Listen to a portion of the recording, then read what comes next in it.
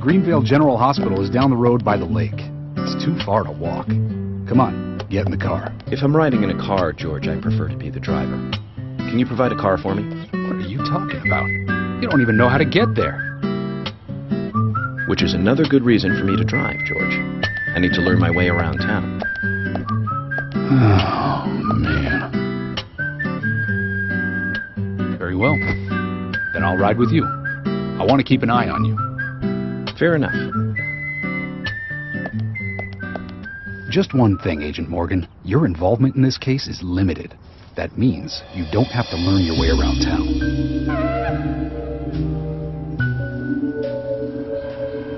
George, we'd better get moving. The hospital closes at 2100. Agent Morgan, get us there quickly, but drive within the speed limit. Just because you have a badge doesn't mean you can drive like a maniac. George, what are you, his mother? We just need to get the autopsy results. Agent York isn't accustomed to the town yet. Give him a little slack.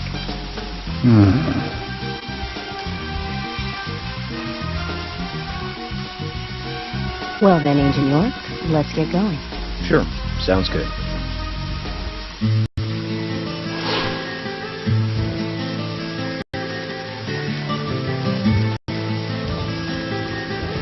That's a pretty big hospital.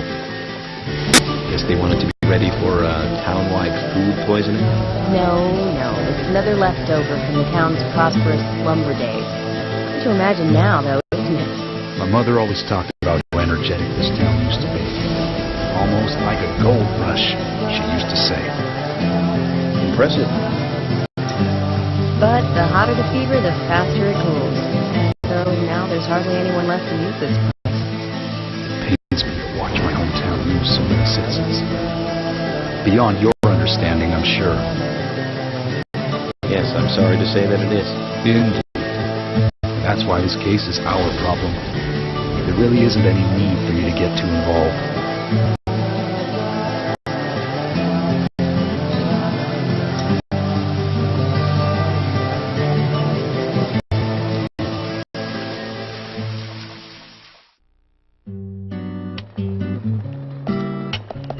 Hello, Sheriff.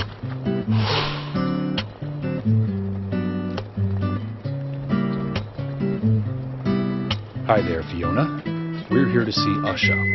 Do you know where he is? I think Dr. Johnson is in the computer room. A computer room? In a hospital? Nice to meet you, Mr. FBI agent. The computer room is where our employees share a computer. Very nice to meet you, too. I'm FBI Special Agent Francis York Morgan. How did you know I was FBI? Easy. None of the police in this town wear cologne. Besides, that scar on your face is the biggest rumor in town. Rumors get exaggerated as they spread, even in the countryside. What's that you're reading, if I may ask?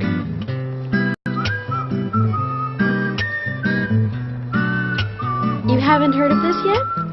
It's a recent bestseller mystery. It's set in the U.S., a small traditional North American town close to the Canadian border. A peaceful, traditional place. However, that peaceful town is shattered by a terrible crime. The murder of a local girl. And that incident causes grief and sadness to everyone in town. But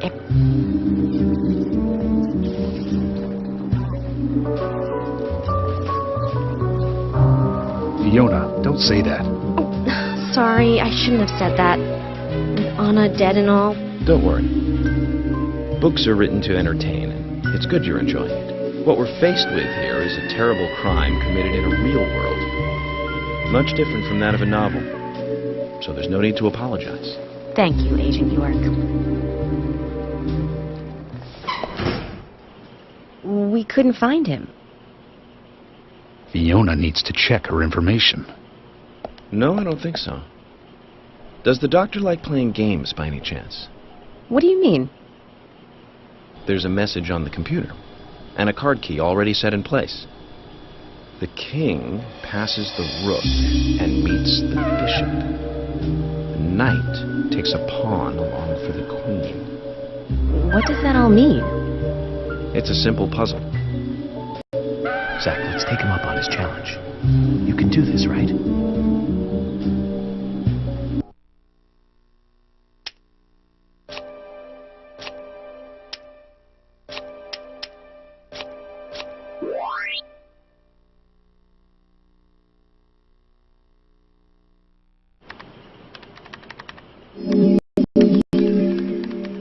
The doctor awaits below with the deceased. Another code? But there's nowhere to insert a password. More games. I'm going to get Fiona to call Usha up here right now. No need, George. The message appeared with the card key. It's telling us where to use it. This is not the time to be joking around, Agent Morgan. Dr. Usha is below with the deceased. With Anna. Below being underground, I take it. Simple. Simple. Then it's time to meet the mischievous architect of this little game. Nah.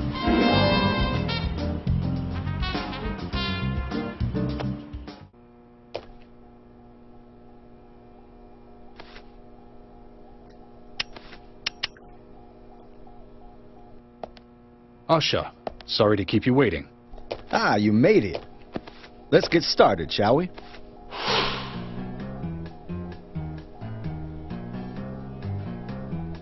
This is Agent Morgan from the FBI. Nice to meet you.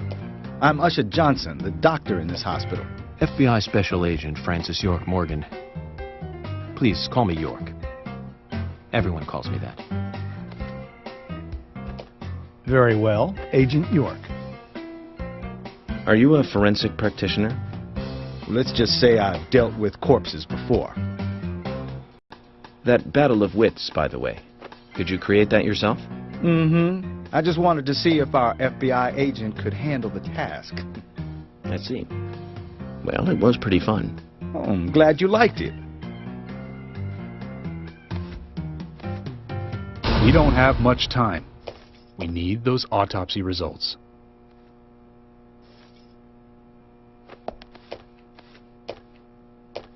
Next time, try challenging us without obstructing an investigation. You've angered the monarch.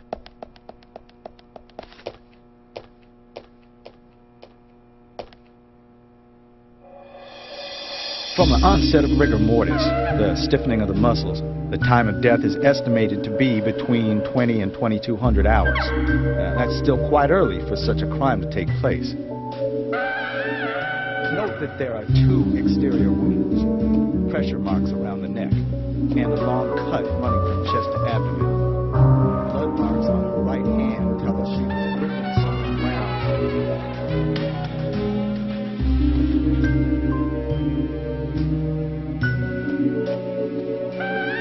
Her skull is also fractured, but that is unrelated to the cause of death.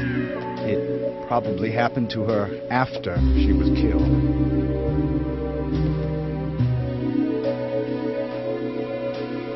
Now, I first thought death by suffocation, due to the marks on her neck. But after further investigation, I now have a different conclusion. The direct cause of death was loss of blood from the wound.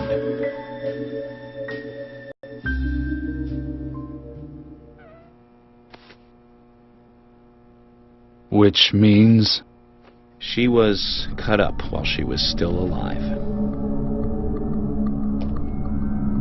Yes, a sharp knife was used. It was inserted beneath the sternum and then quickly sliced downwards. The excessive loss of blood from her internal organs is what actually killed her. Her nails are clean, and with no skin cells from the attacker. She also doesn't appear to have been bound nor badly beaten. She was apparently killed without resistance. The most tragic thing, however, was that she was unable to speak her story to anyone who could hear her cries.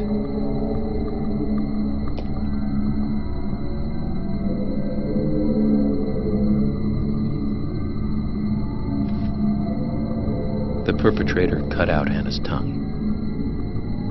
Well, I believe she was drugged first to phase her consciousness, and then the killer killed her. Now, the killer most likely has a deep, traumatized past concerning women. He probably cannot converse with them normally. Cutting out the tongue suggests a very lonely individual. Either that or a truly hardcore sadist. He must get off on watching women suffer, especially when they can't answer back. Now, he watched as the blood pumped from her body, as she gradually grew cold. A case in Seattle in 1985 was much like... Usher, please, limit your report to your findings as a doctor. Criminal profiling is my job.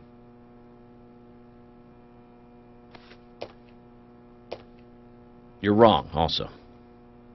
Anna died fully, deeply, painfully aware of what was happening to her. But, Tell me, what time did it stop raining on the night Anna was killed? Just before I went to bed, right after the movie on TV ended, so around 1 a.m. What movie was it? An American Werewolf in London. Directed by John Landis, 1981. So the rain stopped, accompanied by the ending song, Blue Moon. George, would you mind if I examined Anna myself? What more do you hope to find? I'm sure I mentioned that I have a personal interest in cases like these.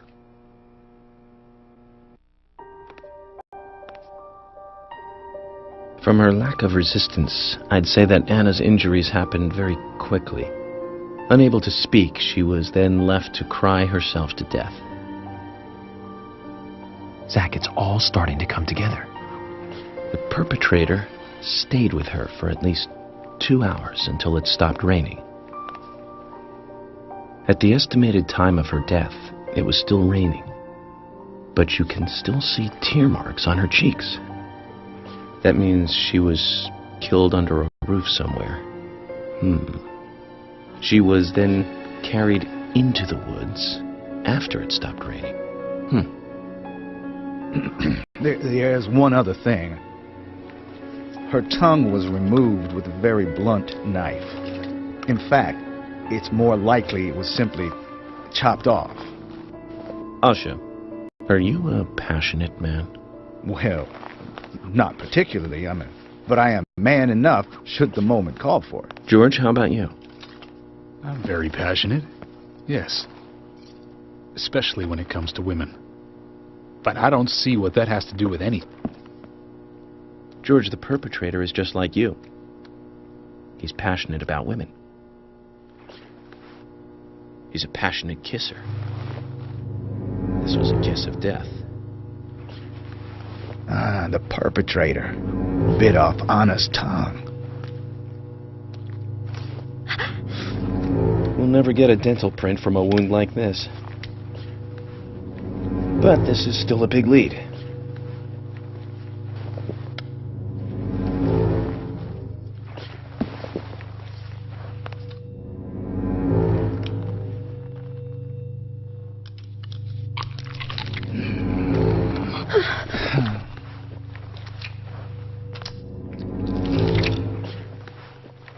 Jackpot, Zach. Shame, but our old-time all-American sightseeing tour just came to an end. This case is now under the jurisdiction of the FBI. I'm assuming command. I'll need you to assist me in the investigation. What in the hell do you mean, Agent Morgan? I know I said I was passionate, but you can't think I did this. That's not why I'm assuming command, George. You're a suspect just as much as every other passionate man on Earth. Let me show you something.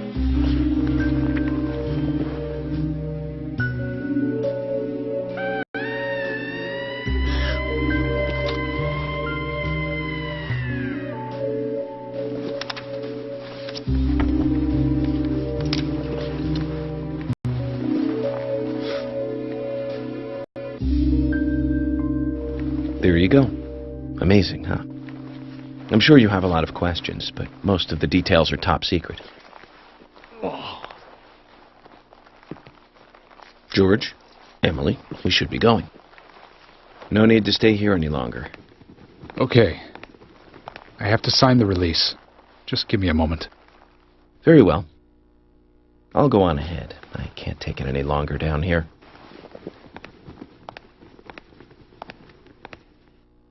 Bishop takes queen. His rook takes your queen. Then your knight takes rook. And checkmate. Huh?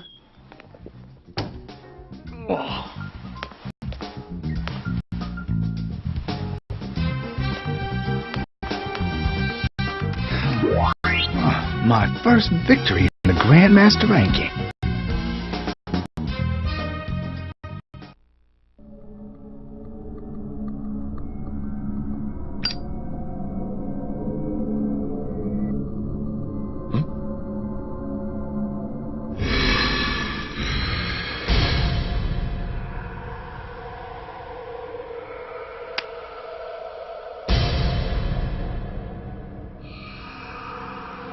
Zach, they're here.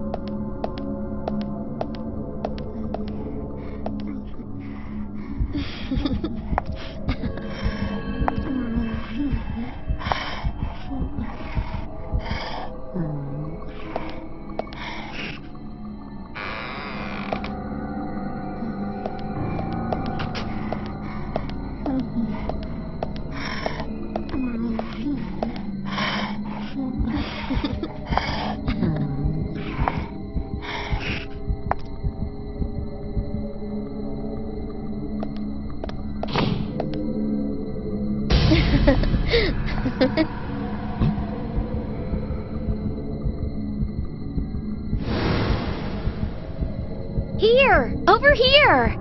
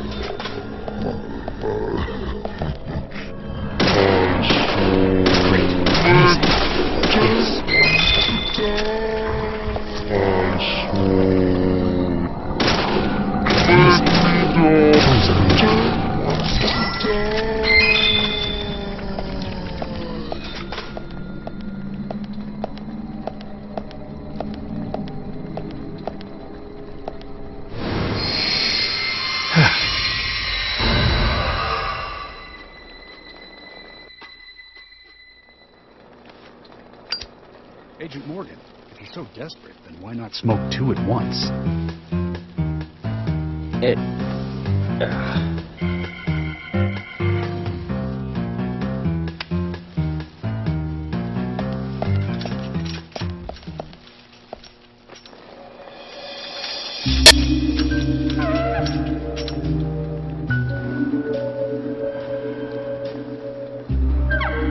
Who's that old man?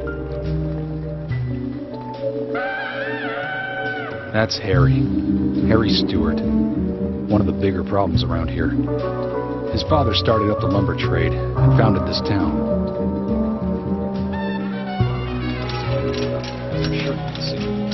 Always dressed like that, never speaking to the townsfolk. And just FYI, he owns almost the entire town.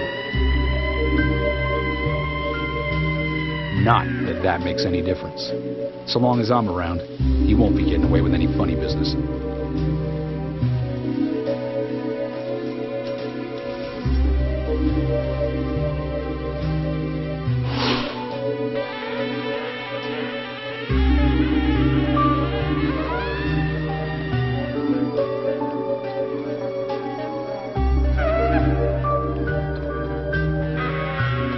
Mr. Francis York Morgan, haste won't lead you to what you seek.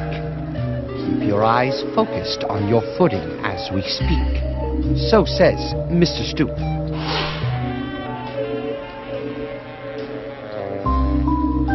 Nice to meet you, too. How did you know my name?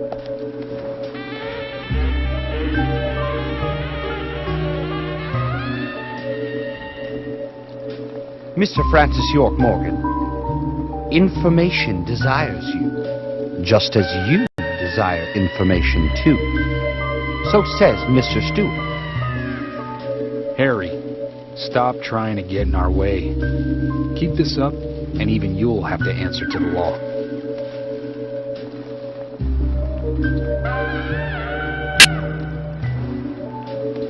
Mr. Francis York Morgan, with each rain our town goes mad. To our disdain, unpreventable. So sad. So says Mr. Stewart. Thanks for the warning.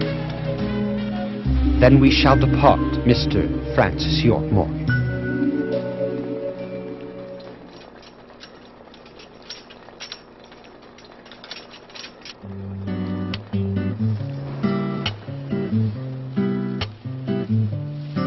That's how he always is. Always spouting that nonsense. Don't give it any thought. It's all gibberish. Emily here. Uh-huh. Oh. Okay, thank you, Thomas. Agent York, we've contacted the first witnesses to the crime scene. You can interview them where they found the dead body. Excellent. I was just about to ask if you could take me there.